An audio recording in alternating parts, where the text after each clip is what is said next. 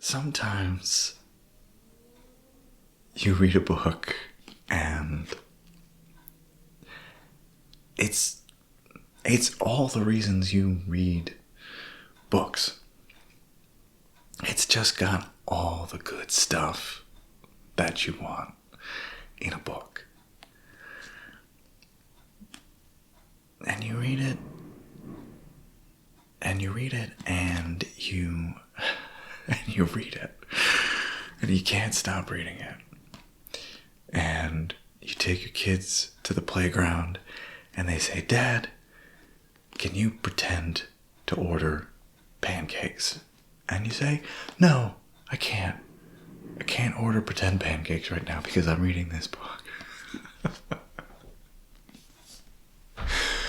And you become a terrible father because you've just completely abandoned your children to just stay with this book. I made the pancakes, don't worry about it. Or I ate the pancakes, rather. I ordered the pancakes. I read Iain Banks' Consider Phlebas, or Phlebas. It is the first book in what I believe is called the Culture series, so named for the spacefaring society called the Culture, which exists within the Milky Way galaxy, and is comprised of a bunch of humanoid species, but isn't part of Earth. So, like Earth, I think this story takes place in like 1200 AD or CE. But so while humanity is going through, the Middle Ages, all of this incredible space stuff is happening, like on the other side of the Milky Way. I'm not even really sure where to start with this one because it's so big. It is a space opera in the true sense of the word. The way that I was describing it to my Dungeons and Dragons friends is if you took the world that's set up in the Hitchhiker's Guide to the Galaxy series, but you took it seriously, is basically what this is. Because for those of you who don't know, the Hitchhiker's Guide to the Galaxy is a wonderful, very funny sci-fi series. It's one of my favorite series, and it takes place in this galaxy that's just teeming with all of these different civilizations, but it's all very silly. It's it's very Monty Python. But basically, if a galactic interstellar society was on that level of the series, but it actually is used to tell like a Star Wars style story, I guess. I'm describing this very badly. I'm doing a disservice to Mr. Banks. This is so good. This book is so good. It's just a big sci-fi romp. It's just a rollicking, spacefaring adventure story because it starts off with a very basic premise. You have your main character named Horza, who is what's called a changer. He has the ability to change himself at the genetic level to resemble any kind of humanoid. He can change his face, he can change the shape of his body. He can't change his mass, but he can move stuff around, which makes him perfect for espionage. And he works for this, basically a race of religious zealots. They're these giant, like 9-10 foot tall, three-legged aliens who are just like these walking tanks, basically, named the Adirans.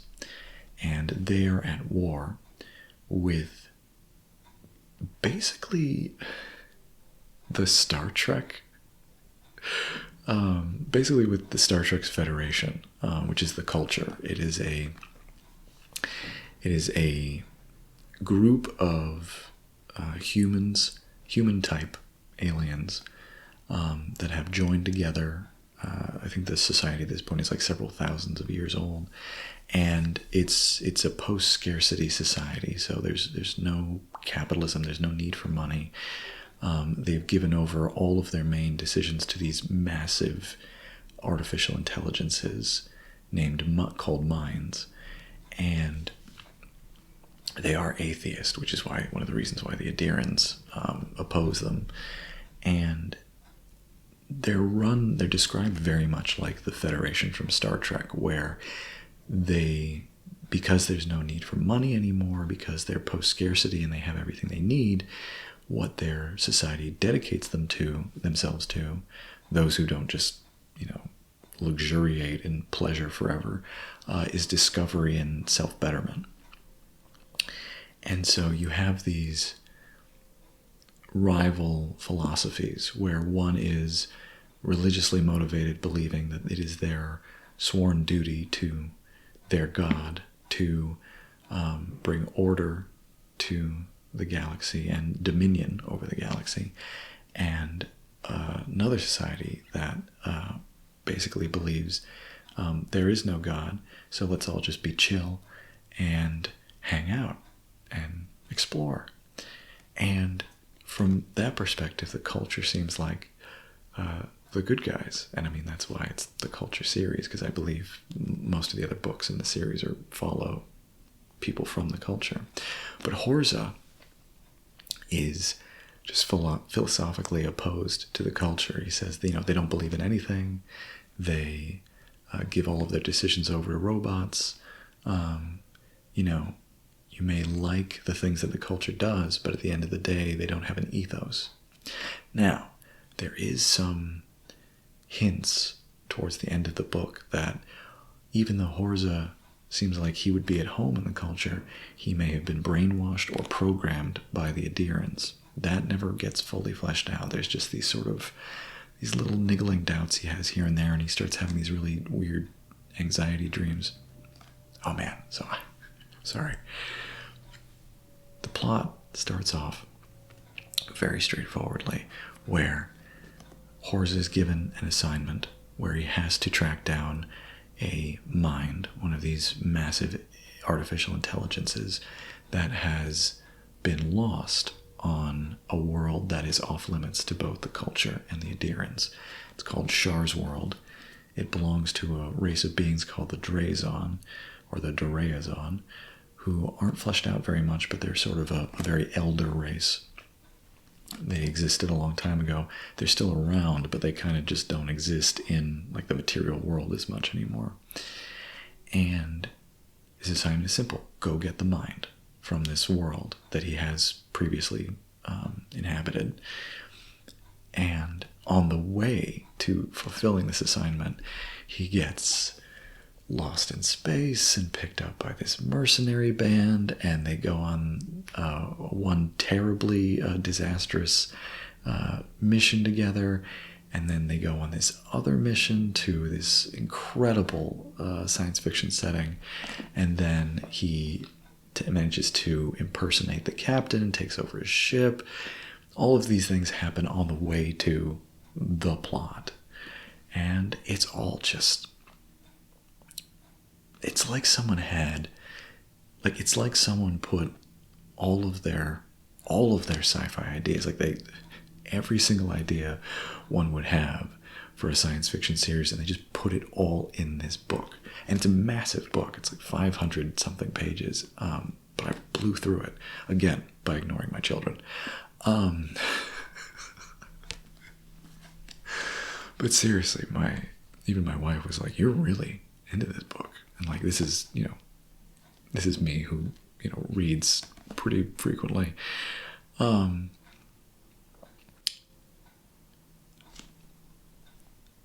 There's a part of this book that takes place in what's called an orbital, which, to explain it, would basically imagine a giant ring in space. And I think this thing is it's so large that there are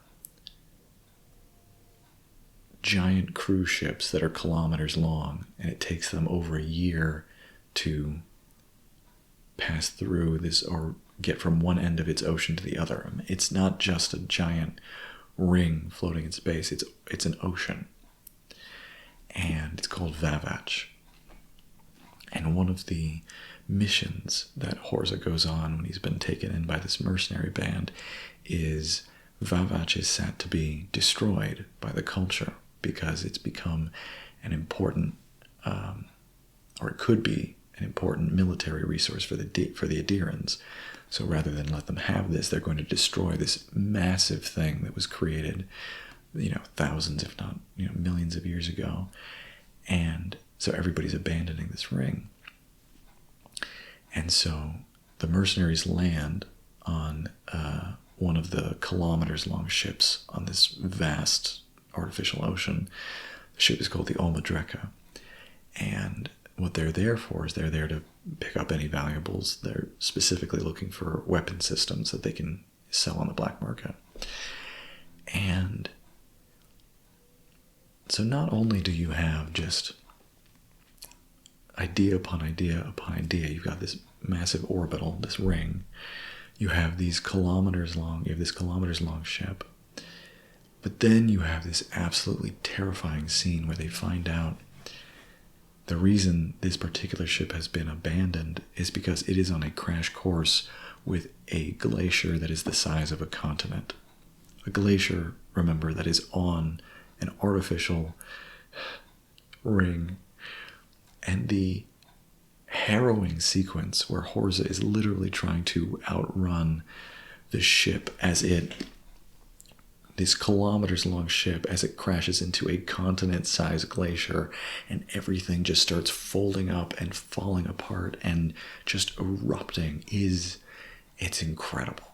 And it's one of those things where you couldn't put this in a movie. Like, even the greatest CGI ever created could not properly visualize just this incredible scene of destruction, and how, even as terrifying as it is, this mercenary band has been screwing up so badly that it's so darkly funny, where it's like, well, of course this would happen because these guys suck.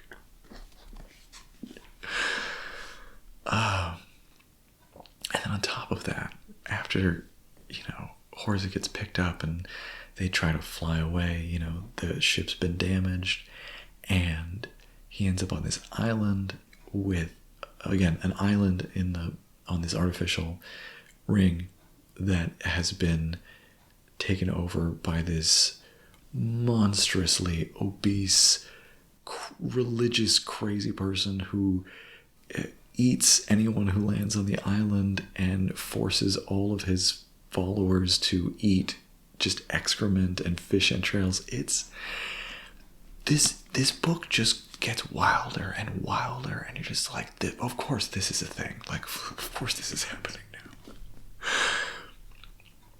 This after he escapes, he ends up trying to track down the captain of his mercenary band because he wants to take him out and use his ship to get to his actual mission.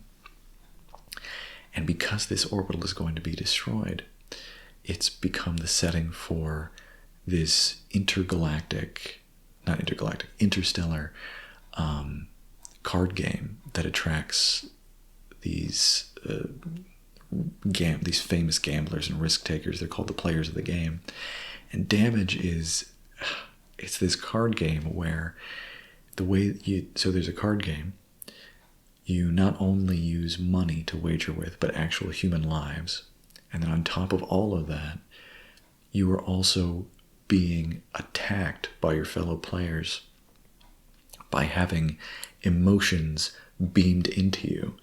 And, some of them can make you feel like you can trust other players. Some of them make you feel like you can be paranoid of other players. And if at least half of the players at the table all decide to train their attention on you and fill you up with something like despair, it's almost impossible to stop yourself from wanting to take your own life. So and this is just like this is just happening in addition to all the stuff that's happening in the plot. It's a lot. There is a lot happening in this book. And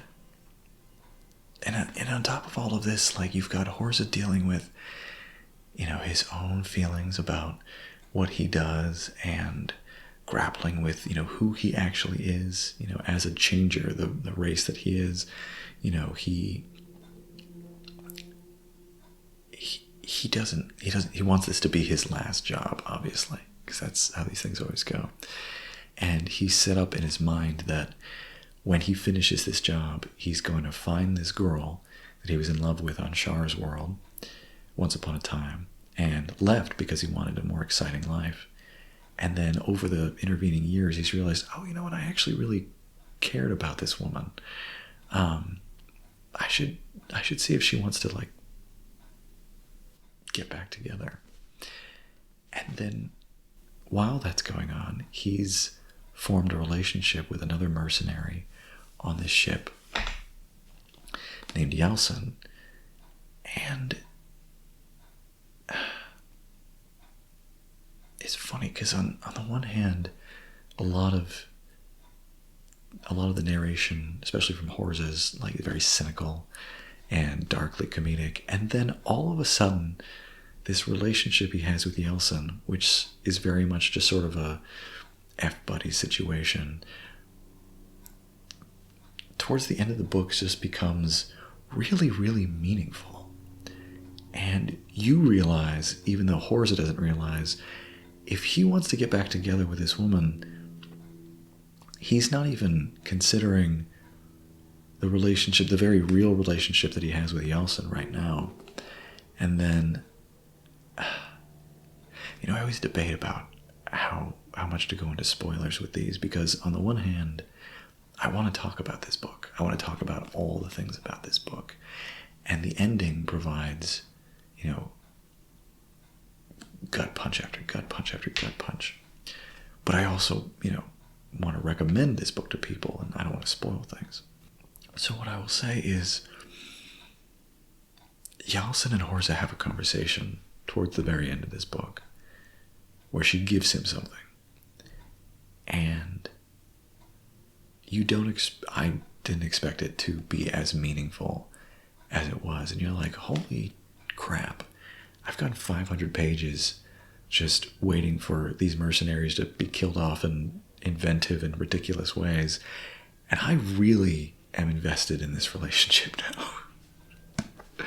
Like, I care about it. I care about both of them very much. This is a work of wonderful imagination. I loved reading this book. I'm absolutely reading the next one in the series. I'd never heard of this, and I feel like I've said this on other occasions where when I was reading Michael McDowell's The Elementals, I was like, I've never heard of this guy. And again, that's a very arrogant position to have, because obviously there are thousands of authors I've never heard of. But you get to a point where you think like, well, I know the big names, I know the major authors, I know who I should read, I know who everybody says to read, but no one knows everything. No one knows all of the literature that's out there. And I came across Iain Banks, I think there was a Reddit post a little while ago. It was either on our books or our sci-fi or something, where somebody had asked a question, what are the most massive or epic scaled battles in sci-fi history or something? And someone mentioned something from the 5th book in the Culture series. And the way that they described the minds, the big artificial intelligences, I was like, oh, that's really interesting. But I'd never heard of the Culture series. I'd never heard of this. And this, he wrote this in, I want to say, 1985? 87. This came out in 1987. This is good sci-fi. Like, it's such a great adventure. There's such interesting characters. There's there's a bunch of stuff in this book that I haven't even gotten into, and it's wonderful. It's wonderful to read a book where you're sucked into it. You not only enjoy the main character and how he's good at what he does, but he's not perfect by any means. He screws up all the time, but he's also competent. And you also see, like, especially by the end of this story, like, he's so ragged. He's like, I just gotta do this mission. I just gotta make it. But it's also like every single page you're like, I want to learn more about this world that he's created. It's great. I'm not sure what else to say, because I could ramble about this forever. There is one particular passage I wanted to read, and I'm going to try to set it up as well as I can here. So while Horse is on his adventure, there are occasionally these interruptions from that's focused on a character named Fal Nagistra, I want to say. Is that right? Fal... Yeah, I actually got that right. Fal Nagistra. So the way that the culture works is these giant minds whose data is, or whose cybernetic brains, or they're just machine brains, reside within hyperspace to take advantage of how much faster they can compute there. They're just orders of magnitude smarter than humans could ever be. It's they try to explain, like, the scale of what we're dealing with by comparing it to file folders in offices, in buildings. If the buildings were spread over across an entire planet and there were multiple planets. Anyway, point is, they're very smart. But the book explains that even though these minds are incredibly smart, smarter than anything in the galaxy that they know of anyway, there are still humans that are born within the culture. Not many, but there are some unique individuals who are born who can think in such a way that it is... I'm not sure if they even explain if it's on par with the minds, but it's just they think they can picture things so well and they can think ahead so well that the minds use them as, or employ them rather, as like consultants. So Fal is a woman who really would much rather be mountain climbing, and she does. But when she's not mountain climbing, she's basically used as a consultant, where it's like, here's a problem we have. Horza is trying to get to this abandoned mine on this planet. What do you think is going to happen in the war? Where do you think he's going to end up? And she just thinks about it, and she comes up with a pretty accurate prediction of how things are going to shake out. And there's not many chapters of her. There's like 3 or 4 throughout the entire 500-page book, where it's just her and her robot partner Jace just talking, hanging out. And what I'm about to say, the passage I'm going to read, it doesn't have any real bearing on the story itself. It's just this little interlude. And this is the kind of stuff we're working with. So Fal Nagistra is a woman who more or less is like in her 20s, but in the culture, people can live up to like 400 or 500 years. So, she's effectively in her 20s, but she's a young woman. Jace is sort of an outdated, or not antiquated, but an older drone that's been around for a while, and it is a robot, and it is very much like, it has a personality, but it's when you're reading this chapter, you're like, okay, he's a robot, he doesn't care about feelings or things like that. But then Fal laughed, gazing up at the red and white flowers curled round the trellis work overhead. Jace, which deep down was a hopeless romantic, thought her laughter sounded like the tinkling of mountain streams, and always recorded her laughs for itself, even when they were snorts or guffaws, even when she was being rude and it was a dirty laugh. Jace knew a machine, even a sentient one, could not die of shame, but it also knew that it would do just that if Val ever guessed any of this. So, and again, this doesn't really impact anything in the book. There's just this little, it just gives you this little peek into the robot Jace's mind, and you find out if he's not in love with this girl, he thinks that she's absolutely enchanting to the degree that he saves every single laugh that she makes in his databanks. And it's little details like that where you're just like, this book is great. I think that's all I need to say about the book for now. Iain M. Banks, consider Phlebas, which I believe the line is taken from T.S. Eliot's The Wasteland, which I feel like I would love to see how many book titles or short story titles or just random quotations come from T.S. Eliot's The Wasteland. Which is really, I mean, that poem is really just a collection of cool one-liners. I forget if it actually means anything. T.S. Eliot fans, get at me in the comments. I don't care.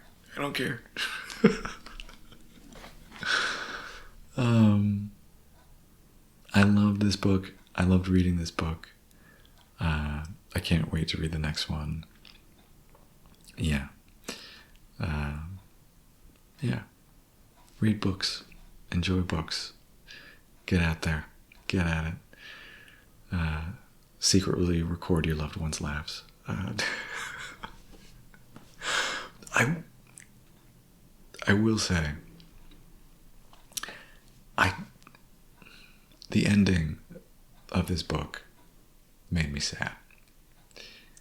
And that's probably a spoiler. But it made me sad in a way that I could kind of see where things were headed, but I was still surprised. And I didn't want things to end that way. But it's good when books do things that you don't want, because that means that you did want things for the characters that mean so much to you. And you want things to turn out differently, and you know exactly why they didn't.